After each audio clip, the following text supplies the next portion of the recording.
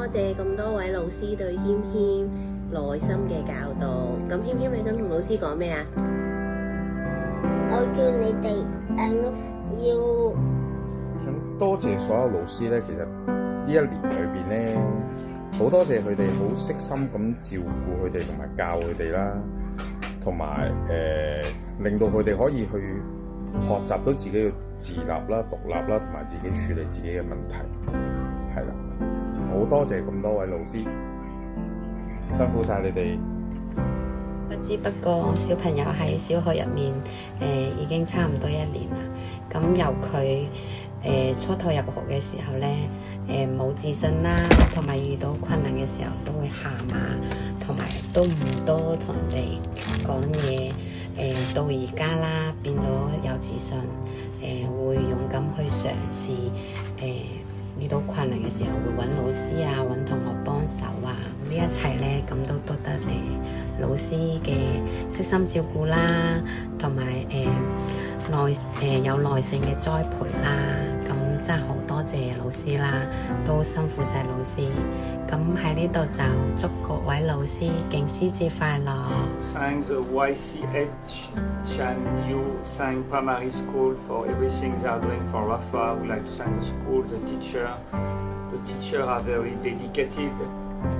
They spend a lot of time with Rafa. They help doing the homework, also on the Saturday for the Chinese lesson. So I would like to say thank you once again. I would like to take this opportunity to express my gratitude and appreciation for the school and for the teachers. Thank you so much for your kindness and for always supporting my son and for being so nice. I know you guys work very hard. You are very dedicated and you have a lot of passion for teaching.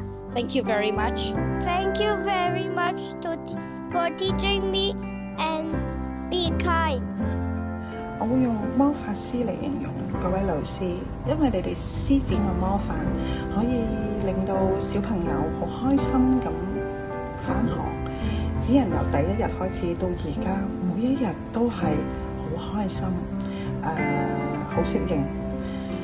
我亦都好希望喺呢個機會特別多謝黃老師啦。你欣賞子人每一次做嘅事，令到佢好有信心去處理到。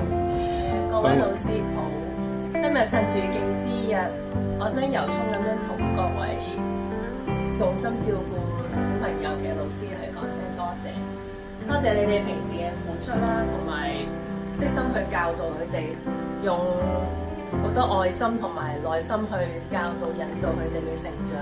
可以睇到佢哋每日嘅高高興興咁樣返學，一日一日咁進步啦。咁作為家長，內心真係好感動同埋好放心。老師你哋都辛苦㗎啦，咁祝你哋敬師日快樂！